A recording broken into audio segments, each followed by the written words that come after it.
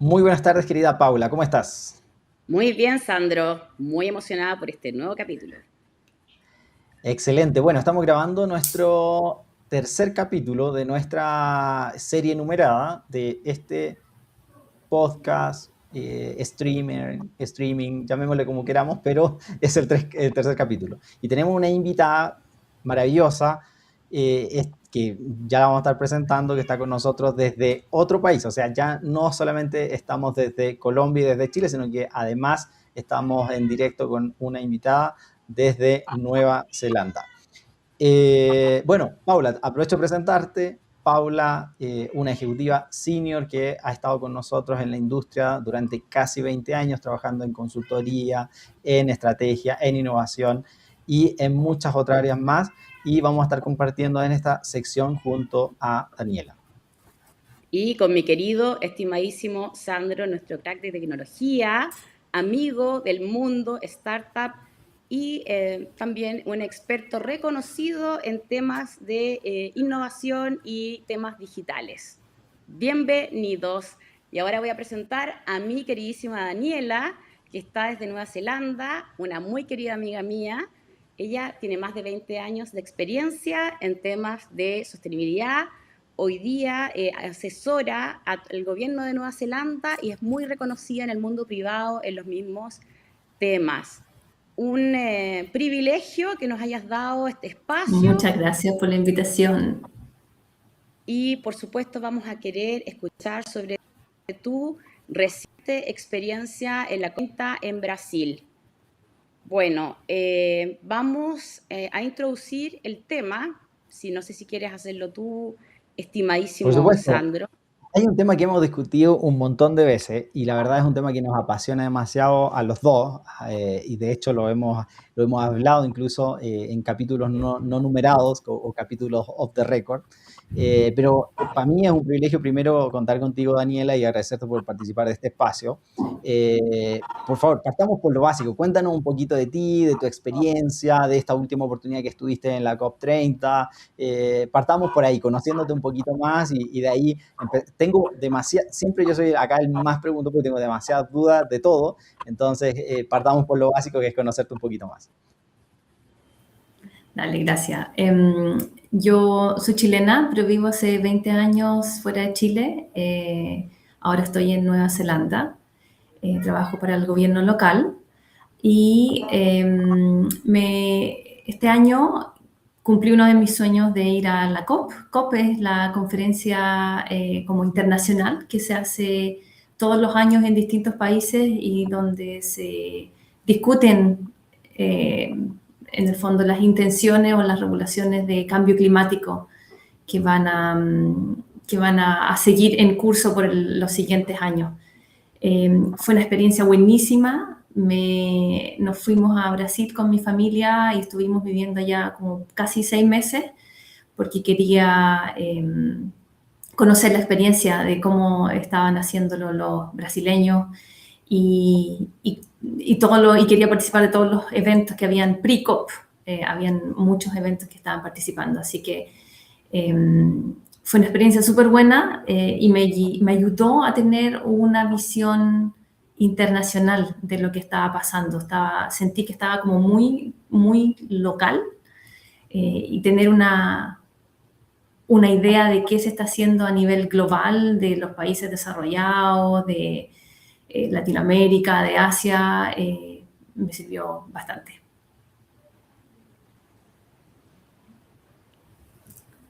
Estamos en vivo, así que los errores de audio.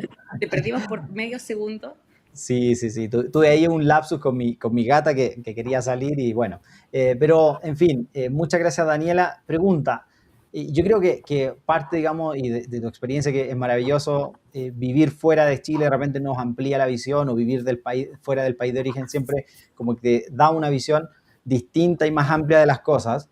Y sobre todo de este tema que hoy día nos convoca, que es la sostenibilidad. ¿Cómo fue que, primero, antes de preguntarte muchas más cosas, cómo fue que aterrizaste en él? Cuéntame un poquito de eso. Me gustaba mucho el concepto de bonos de carbono. Bonos de carbono es el concepto de que cuando las empresas reducen sus emisiones, ellos pueden vender esta reducción de emisiones en el mercado para otras empresas que quieran reducir su huella. Entonces encontré que la combinación financiera con la combinación de sustentabilidad estaba increíble. Entonces esa fue como una decisión de decir, el área de cambio climático es lo mío. Me fui del país también por lo mismo, porque el inglés es muy importante en esta área, porque todas las discusiones internacionales, efectivamente, el idioma base es el inglés. Entonces esa es una de las razones por qué me fui de Chile y por qué me quedé en el área de cambio climático. Perfecto. Qué bueno saber de eso. Bueno, ahora ya de lleno en el tema, cuéntanos un poquito, o desde tu punto de vista, ¿cuál es el estado del arte hoy día o qué es lo que está pasando en temas de sostenibilidad específicamente? Sobre todo pensando en los últimos años donde hablamos mucho más de este tópico en la parte más estratégica o en, por ejemplo, temas regulatorios, que después vamos a profundizar un poquito más, pero donde hoy día ya se está como... siento permeando mucho más en las organizaciones y las organizaciones en sí mismas tomando más acciones referente a este tópico. ¿Hay un impacto, una visión o una estrategia real o todavía estamos por ahí como de forma incipiente? Mira, lo que vi en la COP30 fue súper interesante porque me sirvió a mí para entender cuál es el proceso de negociación. Yo soy súper apasionada con el tema de cambio climático y quería que los acuerdos fueran no más combustibles fósiles, pero entendí que el concepto de negociación tú tienes que poner en una balanza cosas que para países que son productores de combustibles fósiles, por ejemplo, tienes que darles un poco a ellos y un poco más a los países que están dispuestos a hacer la mitigación del cambio climático. Entonces, esa negociación entre países fue súper interesante verla. Muchas opiniones al respecto hay de que en estos acuerdos internacionales no se avanza lo que se debiera. Y es verdad, no se avanza mucho. Sin embargo, lo poquito que se avanzó, para mí y para todos los colegas del área de sustentabilidad y cambio climático, fue un montón. Afuera de la COP, de las negociaciones, había muchos como stands o pavilions de distintos países, ONG y otras organizaciones que estaban mostrando las cosas que ellos hacían y los proyectos que ellos hacían. Y esos eran increíbles. Una cantidad de cosas pasando que uno no se entera. Mi visión era súper como depresiva del tema. Yo fui con poca gana y con como un hope, con la esperanza de que alguien estuviera haciendo algo. Y fíjate que me llevé una súper buena sorpresa. Incluso organizaciones de Estados Unidos, que a pesar de la limitación política que ellos tienen a nivel nacional, estaban haciendo un montón de cosas. Gobiernos locales, ONG, la cantidad de recursos que vi que estaban disponibles, eso fue impactante. No pensé que habían tantos recursos disponibles, especialmente para países en vías de desarrollo. Y ahí, fíjate, vi una oportunidad muy buena para países como Chile o Latam. Hay mucho recurso internacional de filántropos o de organizaciones que están ready para dar estos recursos y en el fondo ellos estaban diciendo, tengo el dinero, ¿quién está ready con un proyecto de mitigación de carbono para poder postular estos fondos y recibirlos? Eso fue, sí, blow minding, como, wow, existe. Al mismo tiempo, estaban también los países productores de petróleo, de combustibles fósiles, que también fue súper interesante ver cómo se mueve la economía de ellos. Estos son países que su economía está basada en esto, y tú veías a 40.000 personas en una misma ciudad hablando de cómo dejar de producir eso que hacía millonarios estos países. Entonces, si te pones en el caso de ellos, es súper entendible que estos representantes, estos países estén ahí luchando en contra de esto, que no pase, porque esa es la base de su economía. Claro. Entonces, a pesar de eso, ellos también, parte del profit que generan haciendo esto con combustibles fósiles, ellos los donan a organizaciones que hacen energía renovable. Es como súper loco ver esto. Incluso los procesos de ellos, los procesos para generar más combustibles fósiles, lo están decarbonizing, en el fondo, sacando, usando energía renovable, como eólica o solar, para hacer más fossil fuels, que me parece un poco irónico, pero bueno, ese era el discurso de ellos. Muy interesante ver todos estos temas internacionales, ver cómo se mueven los distintos países y las oportunidades que vi para países en vía de desarrollo con la cantidad de recursos que habían asociados, fíjate.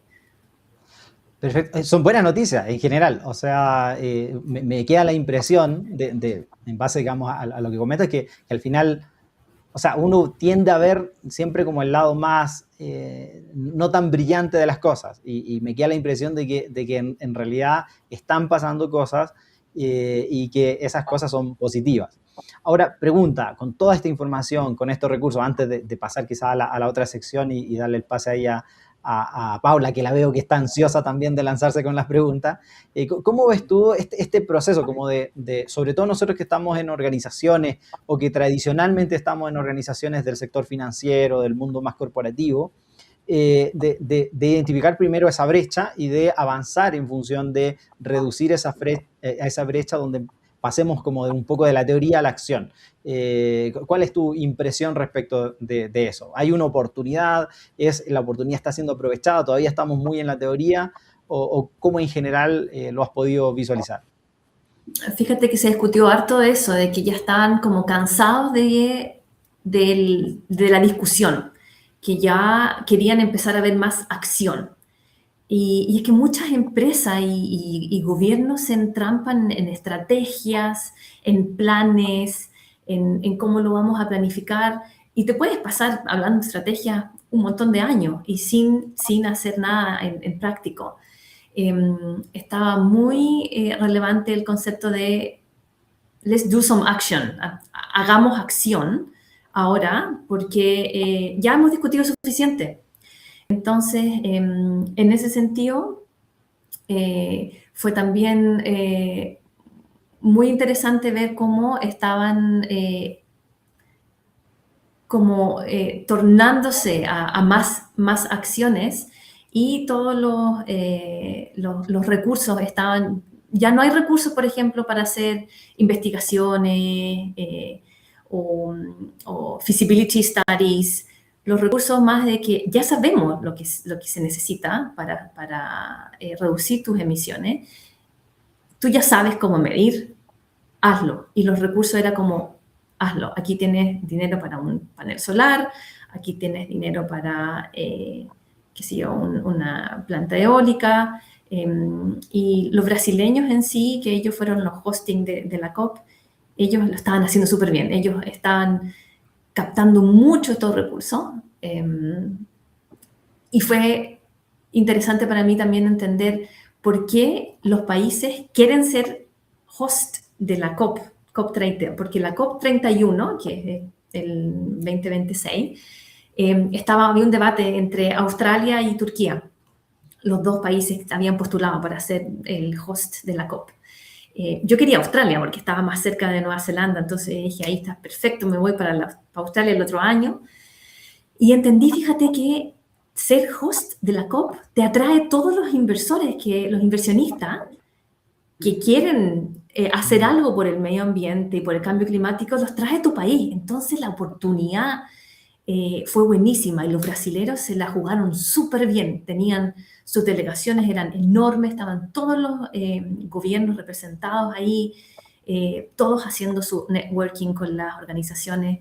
Entonces, entendí el por qué los países quieren ser el host. Lamentablemente ganó Turquía Entonces, los fondos no van a ser, no tienes como el exposure para poder mostrar qué es lo que están haciendo en Australia o en Australasia, pero bueno, en esa área del mundo ahora yo creo que van a tomar eso como una oportunidad.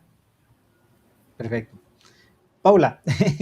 Bueno, no, pues, o sea, es que me parece súper una visión, Dani, que yo la verdad no tenía, al igual como lo dijo Sandro, es bien positiva. Yo tenía una visión bien negativa, así como, ¿Viste? Sí, eso es lo usual, es sí, impresionante, sí.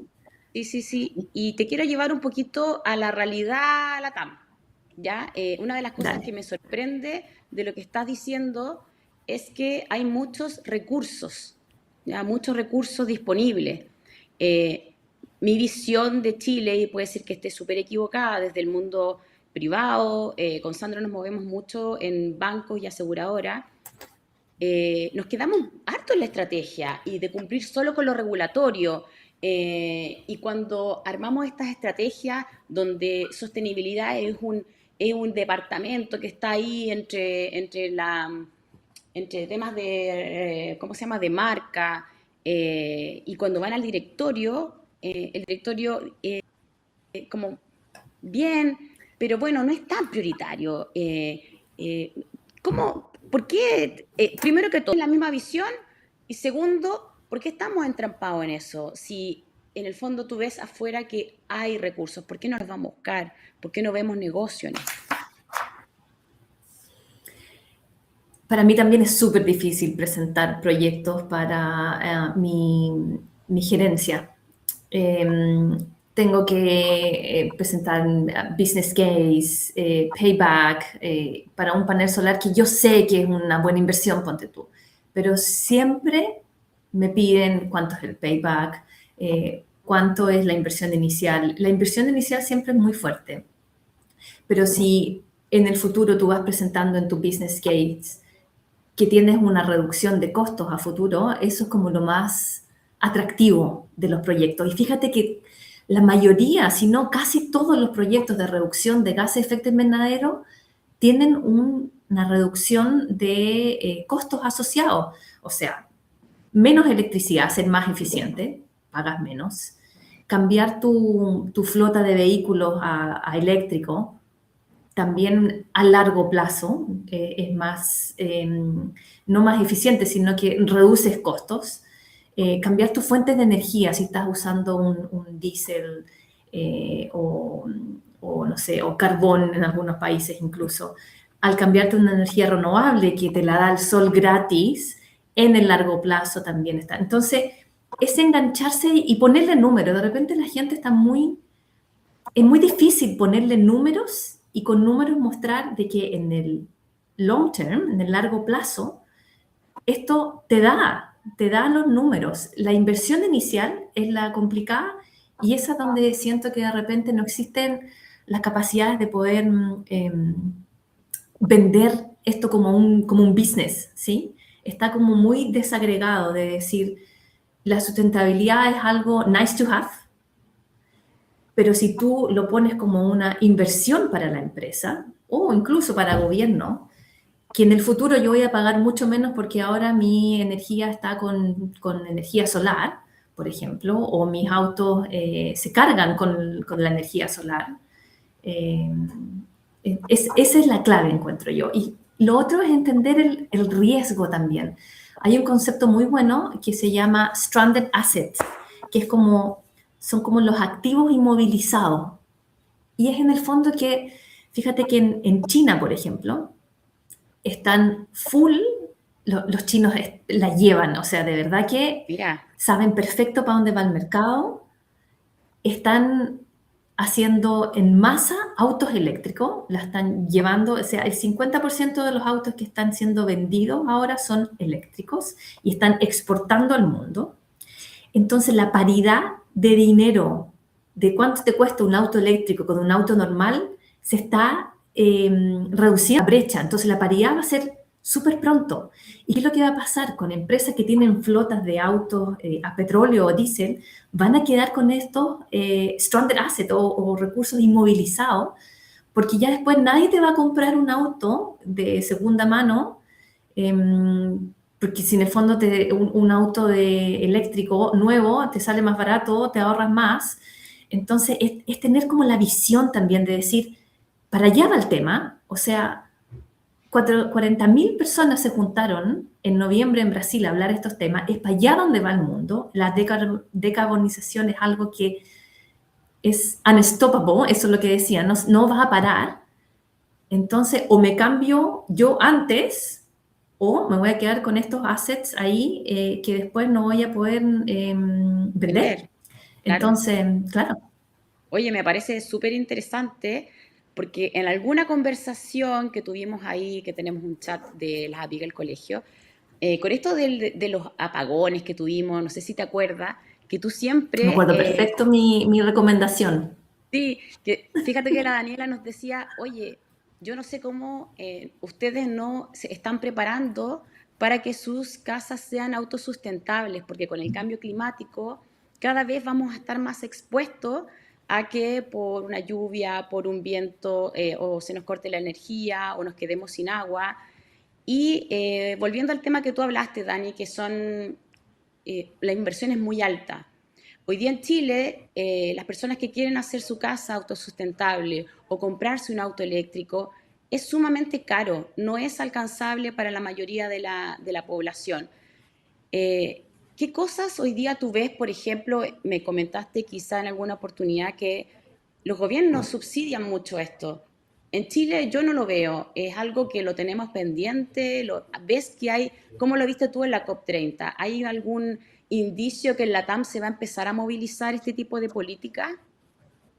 Es que fíjate que sí vi los recursos. Yo llegué con la misma impresión tuya. Yo dije, bueno, ¿cómo lo están haciendo todo? Y es súper loco porque yo, de Nueva Zelanda, de un país desarrollado, con dinero, yo tampoco tengo los recursos acá. También tengo que ir a mi board, a pedirles el dinero, a presentar mi business plan, a convencerlos, a hacer todo este proceso.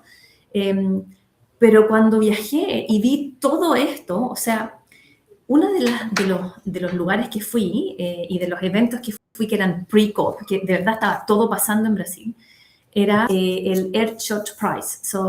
Esto es un Prize Awards que está organizado por el príncipe William, Jacinda Ardern, y tienes como referentes así a nivel mundial. Ellos entregaron $1 millón a 6 o 7 proyectos a nivel internacional, no importa si tu país era desarrollado o en vía de desarrollo, a proyectos de innovación que ayudaran con la mitigación del cambio climático.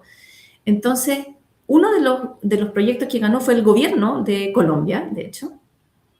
Mira. Y a mí me sorprendió. Yo dije, wow, esto pensé que era como para las ONGs, para las comunidades. Tú decís, no, había negocios como profitable, que eran, no eran, ¿cómo se dice? Con fines de lucro. Claro. De gobierno, comunidades, de todo. Y ellos se llevaron este premio de $1 millón y esto pasa todos los años. Entonces, y conversando con colegas chilenos también vi que habían oportunidades. Entonces, alguien una vez me dijo, no es que no haya dinero, es que no lo has encontrado. Me gusta tu frase, me gusta. Oye, y en blanco y negro, hoy día, si las empresas en Chile no van a buscar estos fondos, no nos movemos, digamos, en esto que tú decías que no lo podemos parar, ¿cierto? Hablaste sobre de tener activos que se iban a quedar inmovilizados. ¿Qué otros riesgos, qué otros costos ves si no actuamos? Empresas grandes ellos ya tienen los recursos para hacer ellos mismos, qué sé yo, sus huellas de carbono, sus planes de reducción. ¿Y qué es lo que quieren hacer? Más allá van a su cadena de proveedores. Y ahí es donde entran las pymes. Porque las pymes en general son los proveedores de estas empresas grandes, ¿cierto?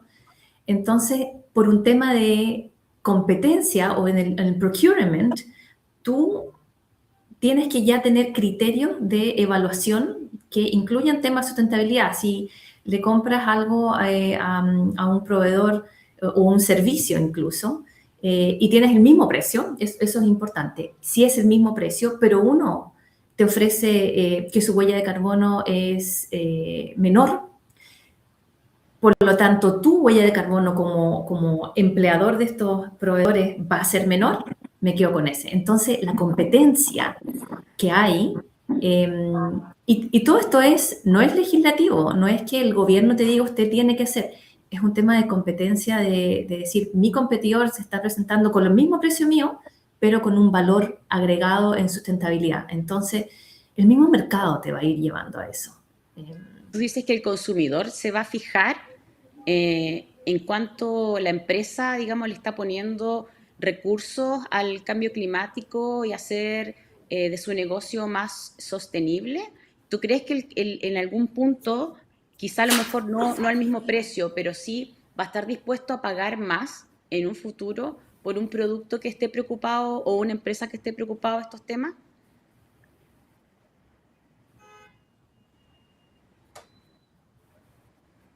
Perfecto. ¿Aló? Estamos... Sí, quedamos con un delay, parece. Ah, perfecto, listo. Bueno, estamos en vivo. Eso es, digamos, la particularidad de estar en vivo. No, en mi experiencia, nadie paga más.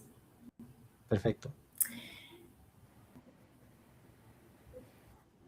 Tenemos ahí un pequeño delay para cuando la grabación atraviese, digamos, el océano. Hasta Nueva Zelanda. Hasta Nueva Zelanda. Sí, exacto.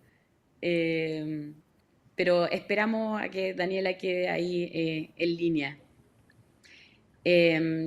Bueno, ahí te doy No toda sé si la ya estás de palabra. vuelta, Daniela. ¿Nos puedes escuchar bien? Ahí te escucho bien. Sorry. Perfecto. No Sí. hay problema. Bueno, Dani, temas que hemos discutido también en todo, digamos, este proceso de descubrimiento y análisis, es algo que a mí me cuesta bastante, que es como una tendencia a marketingizar los esfuerzos de las compañías por ser sostenibles. Y quizás mi visión, de nuevo, está secada porque tengo una impresión muy fuerte respecto de cómo se tangibilizan tus esfuerzos de sostenibilidad en cosas concretas, en acciones de mediano o largo plazo y no solamente en, comillas, aparecer un poco en la foto. ¿Qué es de la experiencia que tuviste como en el COP y que algo por ahí nos adelantaste, ¿tú lo ves que todavía estamos muy pegados como al marketing y a la filantropía en general, que para mí es un concepto hermoso, pero que no necesariamente es el concepto que buscamos? ¿Cómo lo ves tú a nivel países, organizaciones, políticas incluso? Efectivamente hay empresas que ocupan todo el tema de sustentabilidad como marketing, efectivamente, pero día a día y el consumidor ya está más educado y ya conoce más qué cosas son robustas, sus estrategias de marketing, qué cosas son correctas y qué cosas no. Por ejemplo, antes estaba muy de moda el declarar carbono neutral una empresa. Ahora ese concepto ya está, no es tan popular, fíjate, porque comprar bonos de carbono y no hacer esfuerzos de reducción está súper mal visto. Entonces ahora es mejor que la empresa diga, esta es mi huella de carbono, estos son los esfuerzos que yo he hecho y esta es mi reducción. Y no comprar bonos de carbono, pero hacer marketing en los esfuerzos, en tus reducciones, más que en decir, pagué para yo poder contaminar, porque se puede malinterpretar mucho ese concepto. Perfecto. Yo hace un tiempo atrás, y volviendo un poquito quizás al tema que tú mencionabas respecto de si hay un interés de cara al consumidor de consumir en empresas o adquirir productos y servicios de compañías que estén más preocupadas del cambio ambiental y de los temas de sostenibilidad. Pero pasé una época ahí en el mundo de inversiones, muy por encima naturalmente, porque no es mi área, pero hablamos, de hecho, en algún punto lanzamos unos fondos verdes y demás, un poco para que la gente tenga contexto. ¿Cómo ves eso? Porque, de hecho, en una clase hace no mucho tiempo atrás, una compañera nos explicaba cómo funcionaba todo este tema y cómo las compañías están entrando cada vez más cuando diversifican sus inversiones, a mirar este tipo de fondos, incluso el inversionista privado también. Cuéntanos un poquito más de, primero, qué es lo que son, y segundo, el impacto que están generando este tipo de alternativas en este tema del cambio climático y la sostenibilidad. Para comenzar, decir que todo este proceso se viene una electrificación fuerte. Entonces, todo lo que es energía renovable, todo lo que reemplace los combustibles fósiles, está dentro de un proyecto verde, en el fondo, que se puede considerar. En Nueva Zelanda, por ejemplo, el distribuidor de energía lanzó hace un par de meses green bonds, estos bonos verdes. Y un montón de gente encontró que eran rentables, estaban ofreciendo un 5% de rentabilidad anual, que no está malo, y está mucho asociado como a tu valor de persona. Si yo invierto, voy a tratar de no invertir en la petrolera, que me da también un 5%, y mejor invierto en algo que vaya asociado a mis valores y se incluya a las futuras generaciones, porque la conciencia también es como para mis hijos, le estoy dejando un mundo mejor, y eso es parte también de la sustentabilidad. Y si me están dando la misma rentabilidad, mejor me voy al proyecto de energía verde. Ahora, el problema también está como de política de gobierno, porque si tienes un gobierno que prohíbe la exploración de petróleo, inmediatamente los precios de empresas de petróleo bajan y sube tu empresa de energía renovable. Pero pasó, por ejemplo, acá en Nueva Zelanda, que después de este gobierno, el gobierno actual, ellos derogaron esta ley de prohibición. Entonces, el inversionista se vio en este ambiente de que no había certeza. Entonces, ahí los proyectos renovables cayeron de nuevo. Entonces, si la política y el gobierno, y es lamentable que el cambio climático esté asociado con la política, yo lo encuentro que distorsiona mucho las cosas, pero lamentablemente están asociados. Pero si la política pudiera ofrecer la certeza al inversionista de que esto se viene a futuro, que vienen los temas de energías renovables, te aseguraría que los green bonds, los bonos verdes, el profit sería increíble. Es la certainty, es la certeza que se necesita dar al inversionista lo que es necesario. Pero en el fondo, todas estas negociaciones internacionales es una certeza también. Los países se comprometen a reducir sus emisiones. ¿Y cómo las reducen? A través de las empresas. Indirectamente, ellos pasan ese compromiso que firmaron, no le preguntaron a nadie si ellos querían o no firmar. Después, ok, veamos cómo lo hacemos. Y designan los fondos para poder hacerlo. Y eso también es importante, de que no solamente las empresas o los business son los responsables.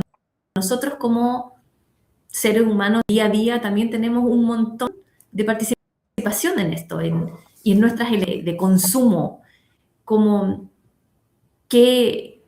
cómo me muevo a mi trabajo, tomo mi transporte público, tengo un auto eficiente, cómo consumo electricidad, reciclo con cosas y en realidad que a la semana se van a ir a la basura, etc. Es una responsabilidad también, ese es un mensaje que me gustaría dar, que muchas personas tienen la intuición de que esto es el problema de alguien más. Las empresas están contaminando, es su pega o es su trabajo. Pero hay mucho que uno como persona puede hacer también. Debo recalcar que Daniela es muy pero muy coherente con todo lo que habla. O sea, es de las que se va por la playa después de hacer la compra y que va con los limones, los tomates y todo eso, y se va por la playa recogiendo plásticos. De hecho, nos contaba también, y perdona que esté haciendo alguna Dale, infidencia, dale. pero en la COP30 decía que tomaba micro. O sea, unas cosas que casi que se están cayendo y para ella es súper importante el tema, lo vive y para mí de verdad que o sea, todo mi respeto, porque al final a mí me pasa y en lo personal que muchas veces sí pienso que es el problema de alguien más y que en realidad el tema no es tan grave, pero hago mi mea culpa. Y ahí te dejo, Sandro, perdón por la interrupción. No, no, no, pero está perfecto porque justo te iba a mencionar algo justamente relacionado con eso, que es como nuestra, que es al final cómo vivimos nuestra cultura, porque al final muchos de estos cambios son muy culturales, muy profundos en nuestra crianza Así es. incluso, y sobre todo pensando en los países latinoamericanos, de cómo, cómo nos hemos criado y cómo se nos de a poquito todos como que hemos ido como alimentando esta hambre de sobreconsumo o esta, digamos, no hemos crecido en una sociedad que, y quizás en el mundo, pero particularmente, digamos, en Latinoamérica, donde tomemos conciencia respecto de que nuestras decisiones, nuestra decisión de consumo del producto que estoy, no solamente el producto físico, digamos, de si uso o no una botella reciclable, sino que ir un poquito más incluso a los productos, los servicios financieros, verificar si la empresa que estoy, de la cual estoy adquiriendo este servicio tiene una cadena de suministro que sea más amigable con el medio ambiente o con el tópico energético o incluso que sea más sostenible. Incluso, por ejemplo, en Chile está, bueno, no solamente en Chile, en todo el mundo, pero particularmente en Chile hay harta empresas los últimos años, pymes y emprendimientos que tienen esta clasificación de empresa B, donde por lo menos debería darte como un indicio de que esos productos tienen una conciencia detrás o una elaboración detrás mucho más sostenible, o sostenible per se, esa es la clasificación, pero rara vez uno se detiene a mirar si eso no. Entonces, son pequeñas cosas en tu día a día, en tu quehacer diario, y que son cambios profundamente culturales, y tú desde Nueva Zelanda, no sé cómo lo percibes, qué tan distinto es la cultura en Nueva Zelanda o en otros Es países súper distinta. Es de súper América. distinta. Mira, y contarte una experiencia muy entretenida y divertida. Cuando en uno de los eventos, de los pre-COP events, era distintas como municipalidades de distintos países. Entonces, el que organizaba este evento es una organización de Inglaterra. Entonces, ellos como principio tenían todo lo que son el morning tea, las comidas, todo el catering, lo tenían como comida, food plant-based, ¿cómo se dice? Comida en base de plantas. Sí. Entonces, que si tú eres creativo y con un chef bueno, la comida es espectacular. Pero me tocó justo, estaba en una fila buscando, qué sé yo, mi morning tea y estaba unos chilenos que conocí ahí y casi se murieron porque no tenían carne. Entonces, y no lo podían creer. Y lo asociaban al concepto de pobreza. Pero ¿cómo? No tienen los recursos. Entonces, a mí me hizo mucha gracia porque es netamente cultural, que Totalmente. el tener un pedazo de carne te da un estatus, ¿no? Porque te alcanzó para comprar tu carne, pero en el fondo, acá en Nueva Zelanda, ir a comer comida vegana en un restaurante top es también súper bien visto y es como la tendencia, para allá vamos. Lo mismo con los autos. Si tú llegas a tu trabajo acá en bicicleta, es súper cool. Pero en otros países llegas en bicicleta, que es como de pobre, qué pena que no te alcanzó para pagarte tu estacionamiento. Entonces es súper cultural.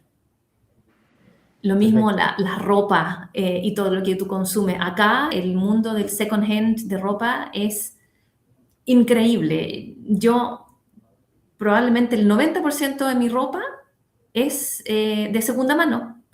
Y de repente, y con eso tengo el fast shopping, que yo de repente me aburro un vestido, entonces lo dono y me compro otro usado o me junto con amigas y yo, y mis hijos ven eso. Entonces, mi hija cuando fue a Brasil o a Chile, ella ve en los malls, porque acá no tenemos ese concepto. Y miraba y tanta gente comprando y fue como que overwhelming para ella. Fue como Sí, el demasiado. consumo. Es impresionante. Y fast fashion. No vamos a nombrar marcas, pero todos sabemos Sí. cuáles son. Tenemos un basural de ropa importante en el norte de Chile respecto a eso. No quiero terminar el podcast sin preguntarte algunas cosas. Entendí que dijiste que el país que va, digamos, como liderando, en tu opinión, todo el desarrollo, digamos, en temas de cambio climático es China. Tecnología. En tecnología, muy bien. Y en temas de proyectos que aborden el cambio climático y digamos, esto, ¿qué país crees tú que va líder? Mira, Sudamérica estaba súper bien. Encuentro que Brasil la llevaba. Fíjate, tienen biofuel. Ellos producen un combustible con la caña de azúcar que vale menos que ponerle diésel, por ejemplo, a una camioneta. O sea, vale menos. Cuando tú tenés la opción de ponerle a tu auto y vas y le pones biofuel. En los rellenos sanitarios colectan todo ese gas y lo distribuyen para las casas como gas natural. Colectan los residuos orgánicos de madera, los hacen pellets y los venden. De verdad que los brasileños, y aparte que se hacen como un marketing de la Amazonía excelente. Todos los recursos que ellos capturaban, y de hecho uno de los proyectos que tenía era hacer un fondo para que les pagaran por preservar la Amazonía, porque era un recurso que todo el mundo utilizaba. Es un recurso que secuestra carbono y que ayuda a mantener las emisiones bajas. Y en el fondo los países desarrollados, ellos ya tuvieron su chance de explotar sus recursos naturales, por eso son tan ricos como son. Y su postura era de, ¿por qué ahora yo tengo que dejar de explotar mis recursos naturales para que se beneficien los otros? Yo me merezco una compensación y estaban haciendo un fondo. Entonces, es súper entretenido cómo están liderando Latinoamérica con sus recursos naturales y diciendo, aquí yo tengo un montón de iniciativas, capturo recursos y también estoy iniciando modelos económicos para que me paguen por preservar mis bosques también. Porque en Nueva Zelanda también tenemos un montón de bosques, pero los de Latinoamérica son súper preciados a nivel internacional. Entonces, fíjate que me quedé súper contenta de ver, y como latina me sentí súper orgullosa de ver todo lo que estaba pasando en Latinoamérica. Y ojo que yo fui a la COP súper desilusionada, con cero hope, y yo dije, necesito un poco de inspiración, y llegué así on fire acá, así como, wow, todo pasando. ¿Y cómo nos ves en Chile? Disculpa, Paula, que te interrumpa ahí. ¿Cuál es tu visión desde Nueva Zelanda, tu paso, digamos, por la Copa ahora? ¿Cómo nos ves en Chile? ¿Nos ves con esperanza? ¿Nos ves como... ¿cuál es tu visión de Chile en esta materia?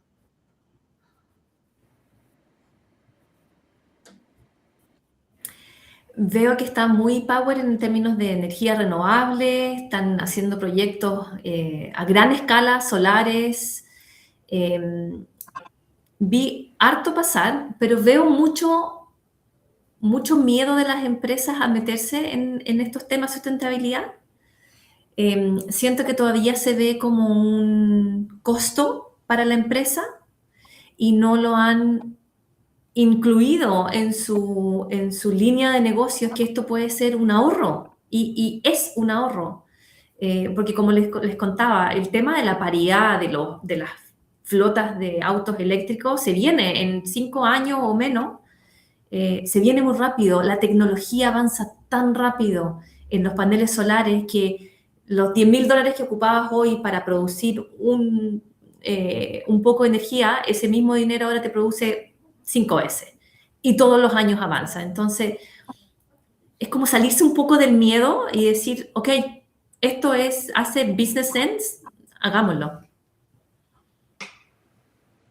Oye, ¿y qué no tiene sentido? O sea, de lo que ves tú, decir, oye, yo he visto esto y no, en verdad no tiene sentido que lo repliquemos, porque me queda súper claro lo que tú ves y dices, oye, en Chile sería súper replicable, por ejemplo, lo que están haciendo Brasil con el Amazonas, sería súper replicable.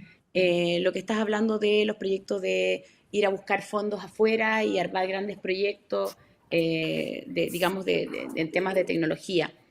De lo que has visto, ¿qué no tiene sentido que hagamos? Y entonces, si eso no funciona, no lo repliquemos. El reportar por reportar, solo por hacerle el tic al reporte y ganarse una certificación. Eso es una waste of money. Mejor no reportes y ese dinero que te gastaste en hacer la imagen bonita y imprimir el book, implementa una acción concreta que te va a beneficiar con ahorros a la empresa.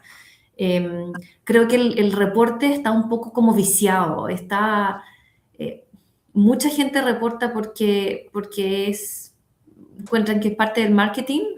Encuentro que es una pérdida de dinero si no viene asociado a cambios reales o a inversiones reales.